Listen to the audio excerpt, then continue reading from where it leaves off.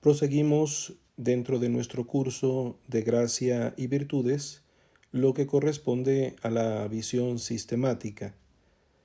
Ya hemos tenido la oportunidad de asomarnos a la justificación, al punto 4 de nuestro temario dentro de la visión sistemática, el primer apartado, que tuvo que ver con la gracia como perdón de los pecados, que someramente lo llamamos justificación.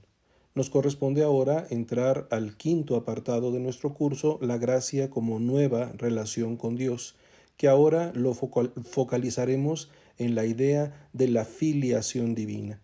Si el apartado del perdón de los pecados lo identificábamos como gracia sanante, a el de la filiación divina, lo integramos como gracia elevante. Este apartado lo revisaremos en 4 momentos. En primer lugar, hablando directamente de cómo la Sagrada Escritura se refiere a la filiación y cómo la Sagrada Escritura se refiere a la inhabitación divina. Después haremos nuestra visión sistemática, que tiene como tema general la gracia como participación del hombre en el Espíritu, en la relación con el Padre propia de Jesús, y haremos un añadido mirando la dimensión comunitaria de esta nueva relación, el hecho de ser hermanos, hijos del mismo Padre. Este apartado, entre comillas, positivo de la justificación se ha identificado mucho tiempo con la santidad, con el proceso de santificación. Es por eso, en buena medida, que llamamos a la gracia también gracia santificante. Esta santidad del ser humano es el aspecto positivo de la justificación como gracia elevante, pero hay que recordar en qué consiste esta santidad. Es la realidad que proviene de Jesucristo, y en este sentido tiene su origen cristológico, pero también nos transforma a nosotros realmente. ¿Y qué es lo que hace en nosotros realmente esta gracia? Conformarnos con Él. Esto se lleva a cabo a través del Espíritu Santo, que es el Espíritu de Cristo que nos es dado, y el Espíritu nos cristifica. Esta realidad nueva que acontece en nosotros gracias al Espíritu Santo que nos otorga de alguna manera una participación en la realidad misma de Cristo, Hijo de Dios, inaugura una nueva relación de nosotros seres humanos con las divinas personas. Esta relación, por una parte, es una nueva presencia de Dios en nosotros, ya no solo como quien nos crea y nos sostiene en la existencia, sino como quien tiene con nosotros una nueva manera de vernos y de incorporarnos a su misterio. Es una nueva situación de amistad con Él. Esta nueva relación, esta nueva situación se ha expresado de muy diversas maneras, como inhabitación, como filiación adoptiva, como amistad. Nosotros tomaremos como concepto articulador de nuestra exposición la idea filiación divina. Nos convertimos en hijos por adopción.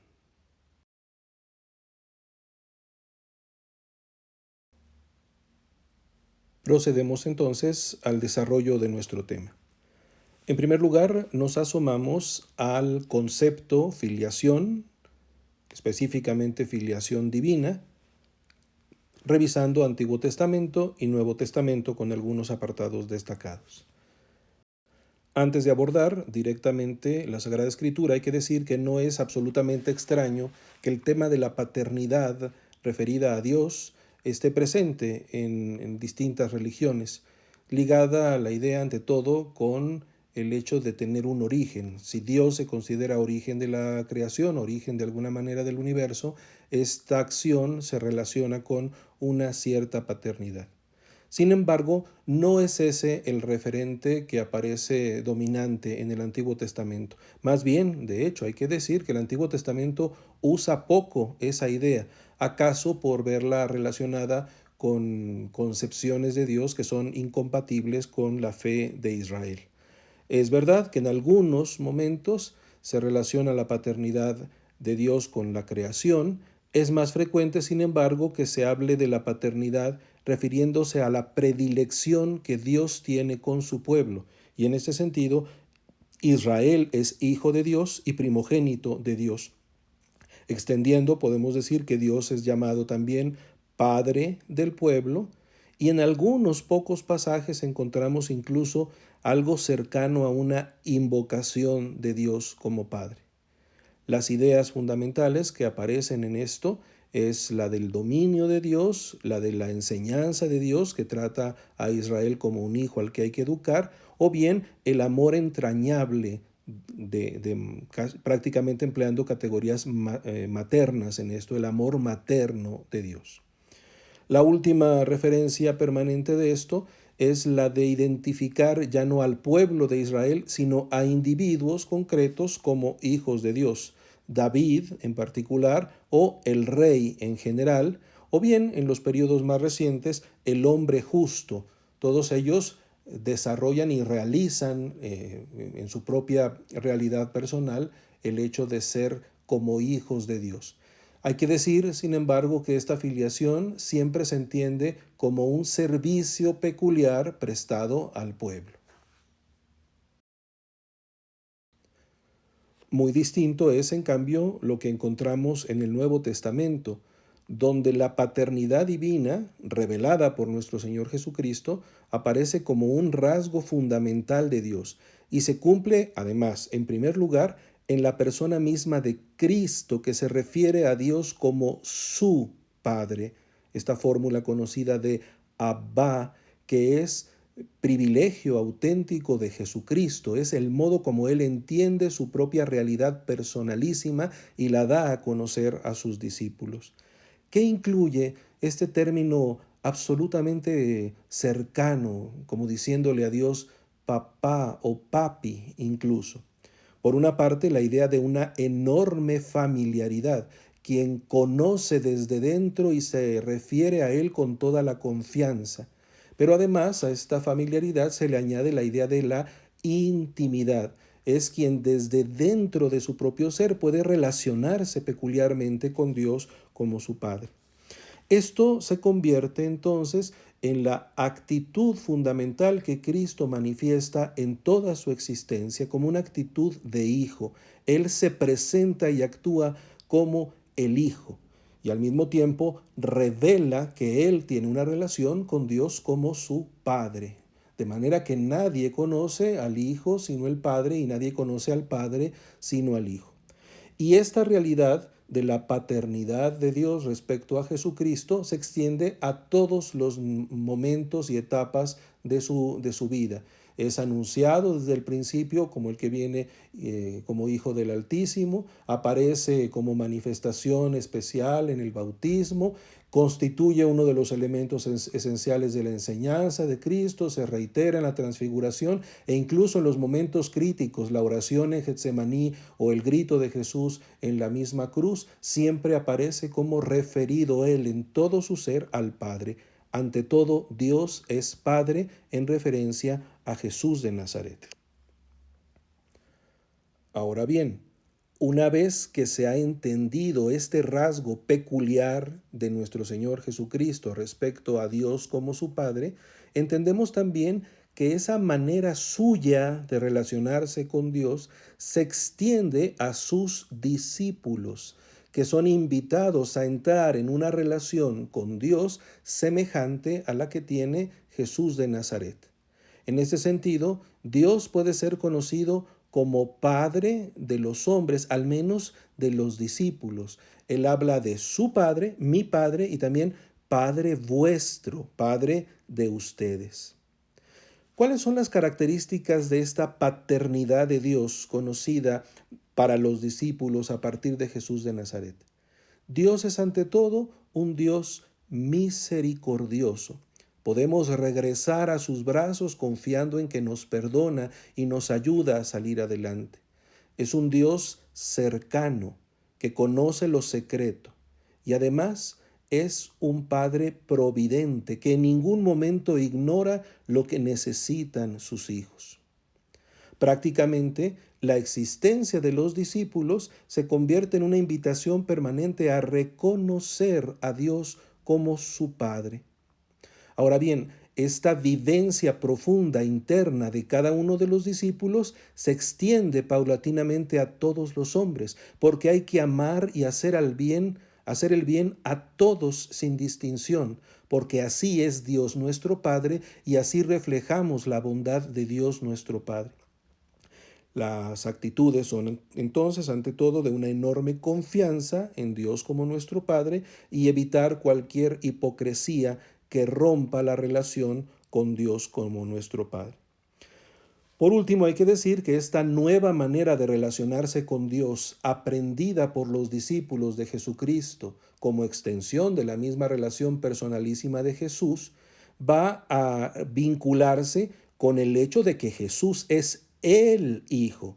Nosotros llegamos a ser hijos, pero como una extensión de la filiación que en realidad le corresponde a Jesucristo. Nosotros recibimos por participación algo que a Él le compete a título personal y con carácter absoluto. Estas ideas presentes en los evangelios van a reiterarse también en el Corpus Paulino y en el Corpus de San Juan. San Pablo va a presentar con toda claridad a Dios como Padre, Padre de los seres humanos en cuanto es Padre de nuestro Señor Jesucristo.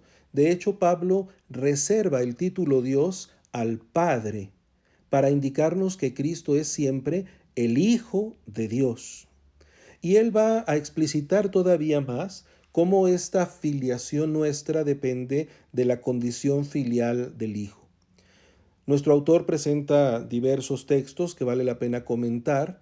Les menciono básicamente dos, podríamos extenderlo a un tercero y podrían profundizarse los demás textos que el mismo autor incluye en su obra.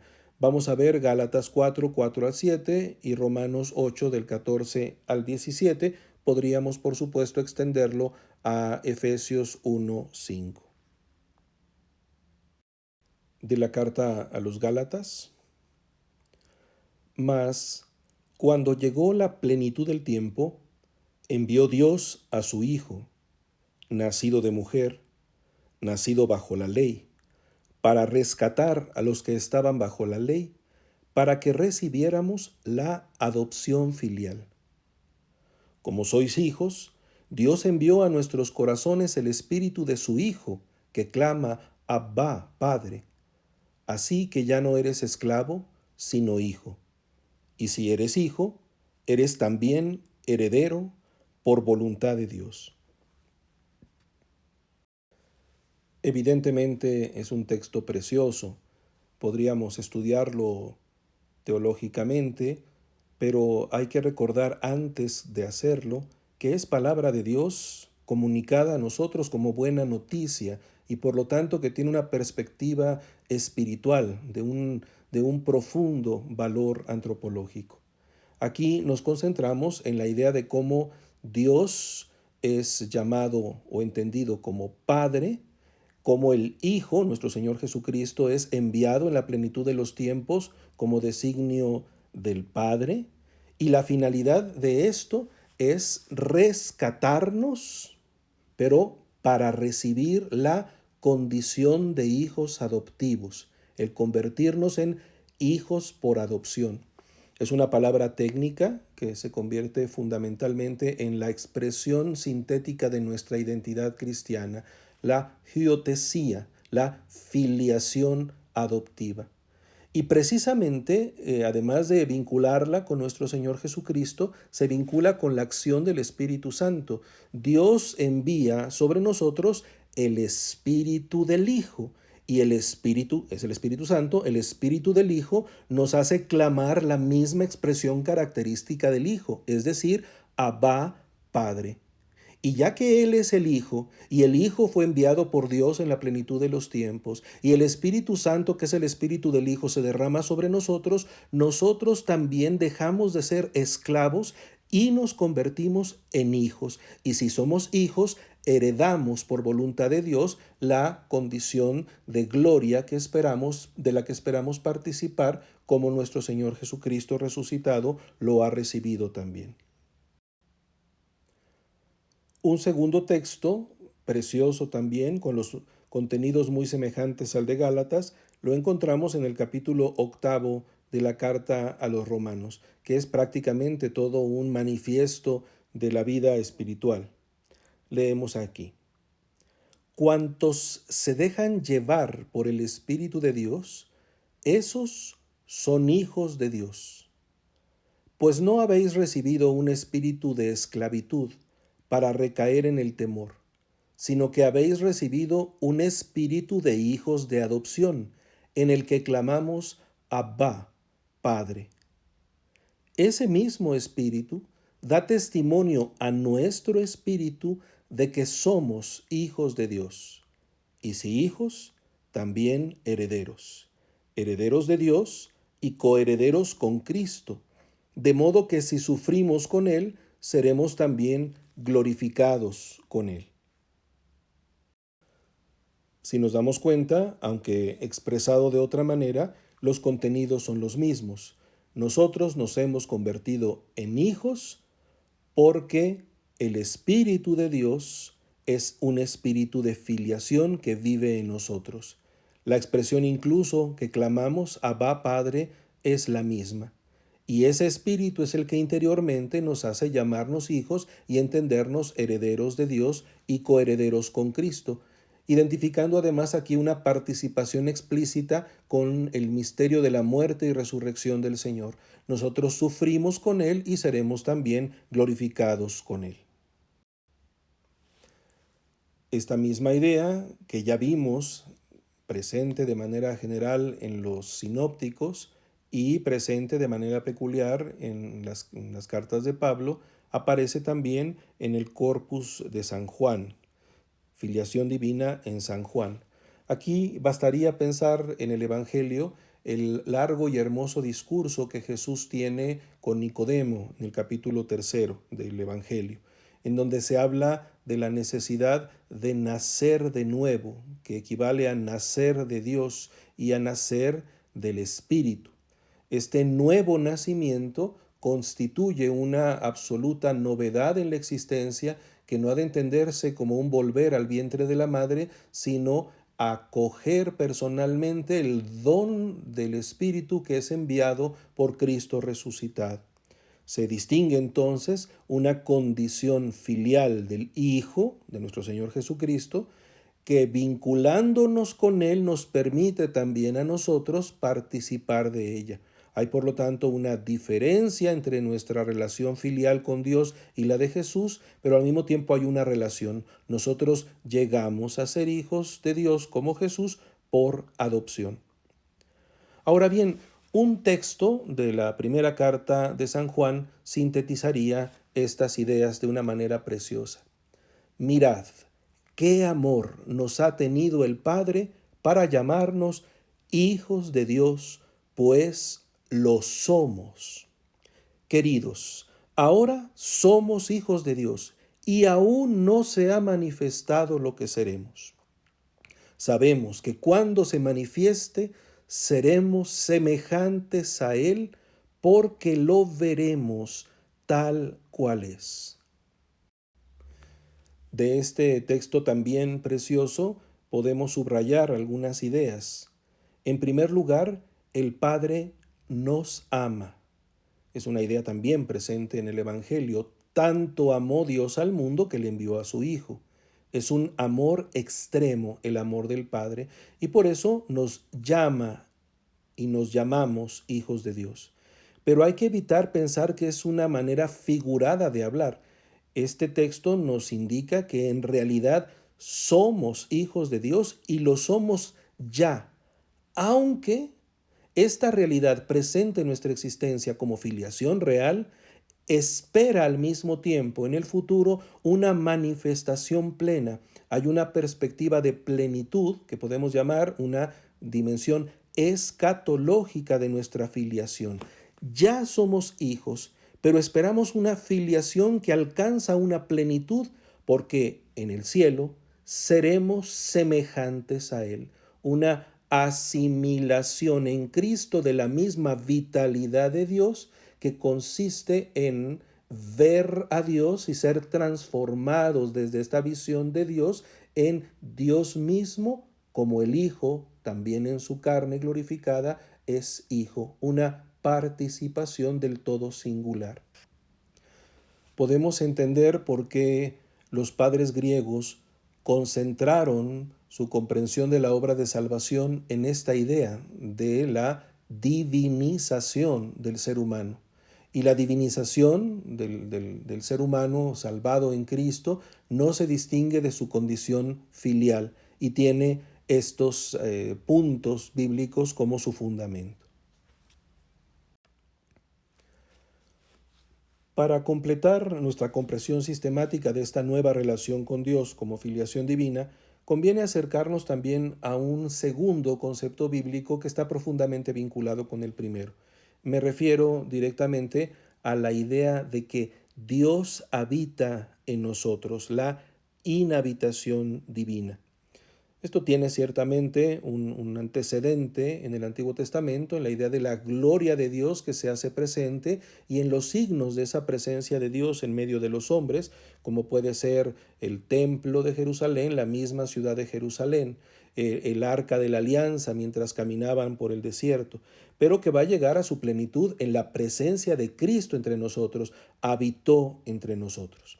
Ahora bien, esta realidad de que Dios habite en la creación se extiende a una novedad desde Cristo como nuevo templo y al mismo tiempo al hacer de nosotros su cuerpo como el nuevo templo, el nuevo espacio de la presencia de Dios.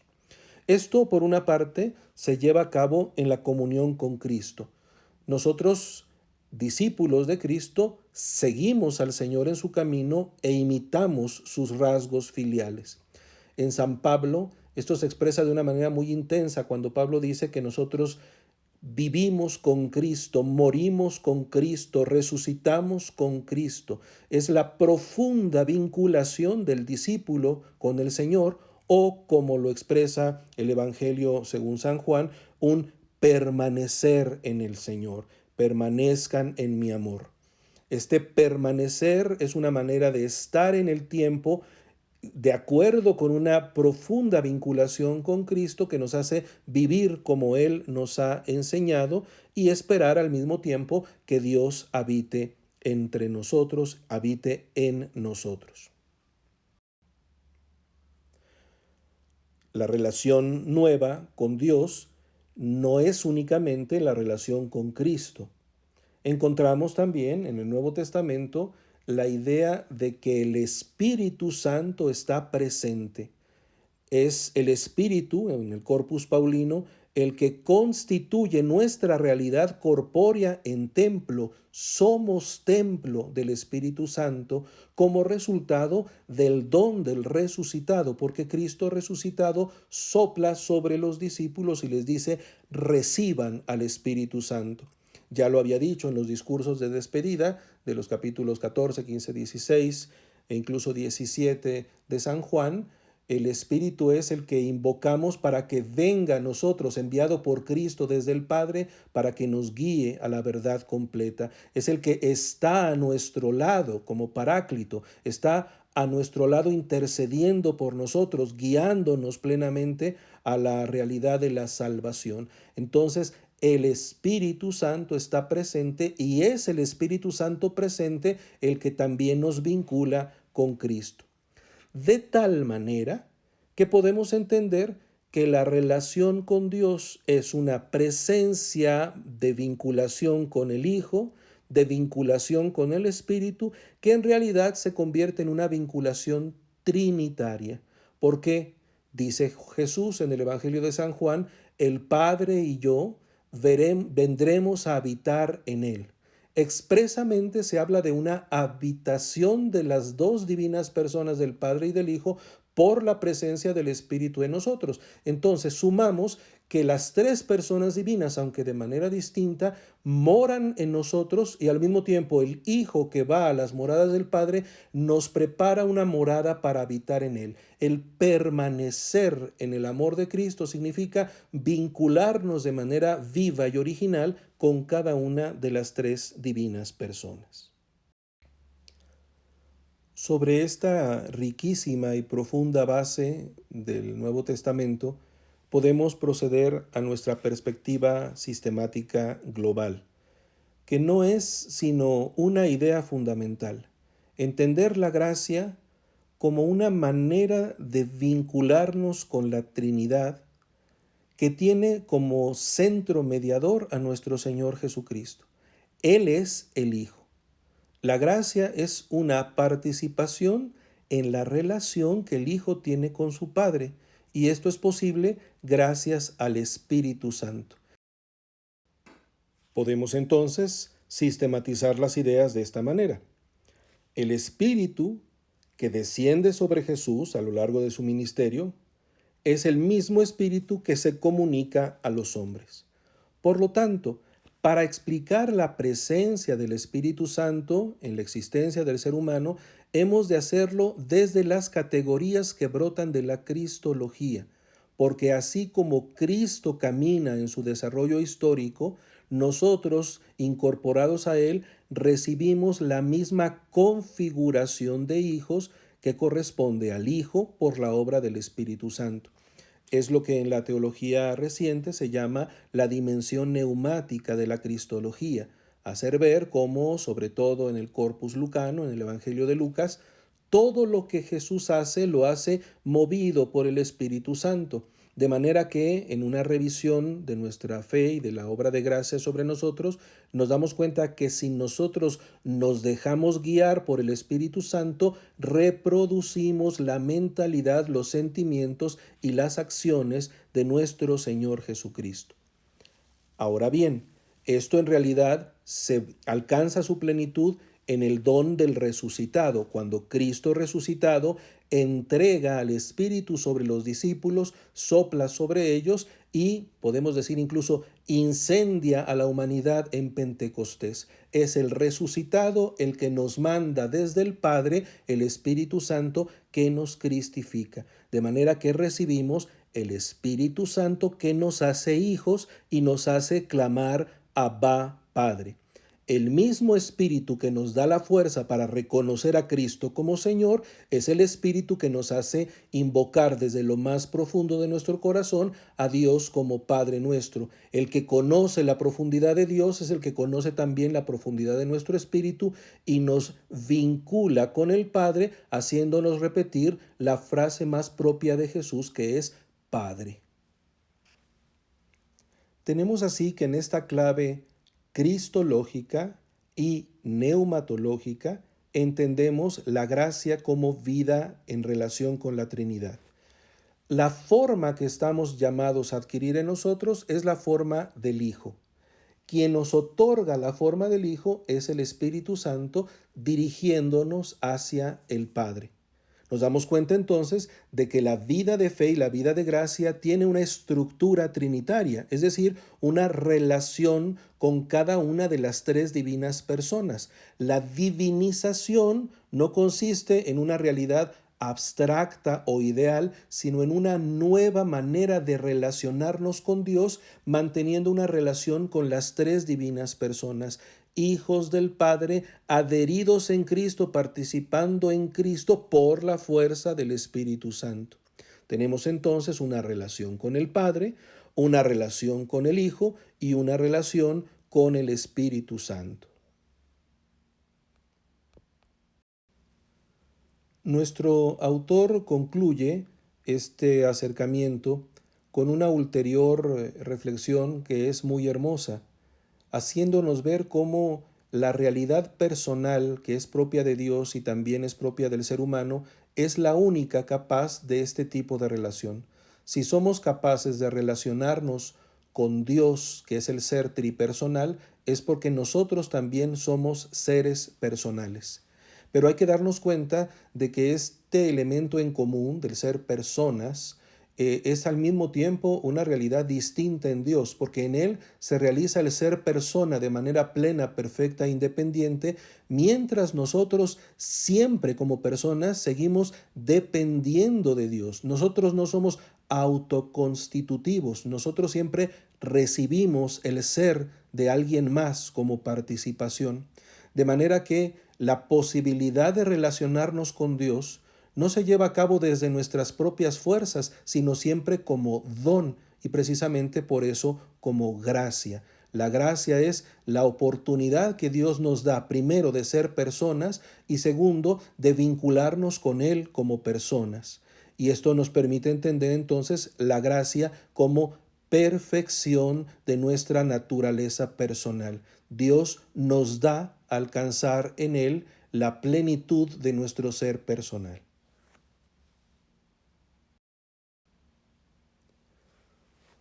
Como último punto de este acercamiento a la gracia, podemos enriquecer la perspectiva de esta relación con las divinas personas que cada uno de nosotros recibe con una visión también social, comunitaria y eclesial. En realidad, no basta decir que cada uno se relaciona con la Trinidad. Hay que decir también que esa relación con la Trinidad es una participación común, es comunión en el Espíritu Santo. Hubo un tiempo en que se denunciaba a la doctrina de la gracia como una doctrina individualista. Se pensaba la gracia en categorías exclusivamente individuales. En realidad, si somos fieles al mensaje del Evangelio, hemos de decir que la gracia desde la revelación aparece siempre como una manera de relacionarnos con Dios que hace también que tengamos una nueva relación con los hermanos. Esto es lo que constituye la dimensión social de la gracia. Nosotros somos seres sociales en el orden creatural y también en el orden de la gracia. Si revisamos las estructuras de nuestra antropología, hemos de decir que toda nuestra realización humana está efectivamente verificada en relación con los demás. Somos naturalmente seres sociales. Pero también hemos de decir lo mismo en el orden de la gracia. Somos, en la relación que tenemos con Dios, también seres sociales. La nueva relación que brota de nuestra adhesión a Cristo, que nos hace llamar a Dios Padre, implica también llamarlo Padre común, y entonces nos relacionamos con los seres humanos como nuestros hermanos. En realidad, aquí podríamos dar un salto cualitativo. No nos referimos simplemente al hecho de que todos somos hijos de Adán o como se dice hoy, todos somos la misma y única humanidad. Más que verlo desde Adán, estamos llamados a verlo desde Cristo, porque no solo descendemos del mismo ser humano y somos parte del mismo grupo humano, sino que además hemos sido redimidos por el único Salvador que es Jesucristo. Vinculados con Cristo se genera una nueva relación con el Padre y esto ciertamente por la acción del Espíritu Santo. A esto se debe que la salvación ofrecida en Cristo y la vivencia de la gracia tenga radicalmente una apertura a todos los hombres, sin ignorar que cada uno es irrepetible y distinto. Todos formamos parte del único proyecto de salvación. Es por ello que no extraña que la manera de explicar la vinculación que unos tenemos con otros para entender la Iglesia tome como punto de partida la idea de un cuerpo, el cuerpo de Cristo, el cuerpo total de Cristo, en el que todos nos incorporamos desde nuestro propio lugar.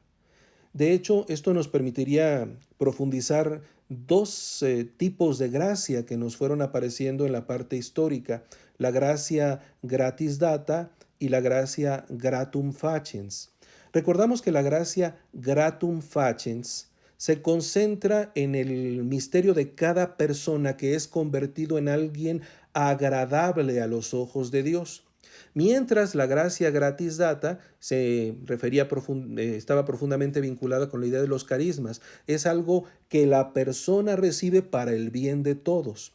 Esta distinción entre el bien personal recibido muy en lo particular y el bien que todos reciben a través de uno, en un cierto nivel se conjugan, porque lo que cada uno recibe como su gracia muy personal redunda en beneficio de todos y al mismo tiempo la gracia que todos recibimos unos de otros está articulada desde la gracia personal en la irrepetibilidad de cada uno.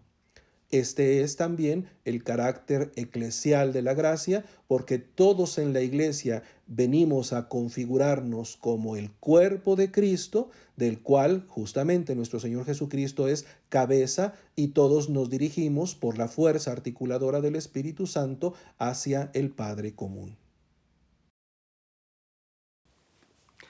El saludo litúrgico de la Iglesia, tomado de las cartas de San Pablo, nos muestra también cómo esta relación con la Trinidad es una manera de construir a la Iglesia. La gracia de nuestro Señor Jesucristo, el amor del Padre, de Dios Padre, y la comunión del Espíritu Santo estén con ustedes.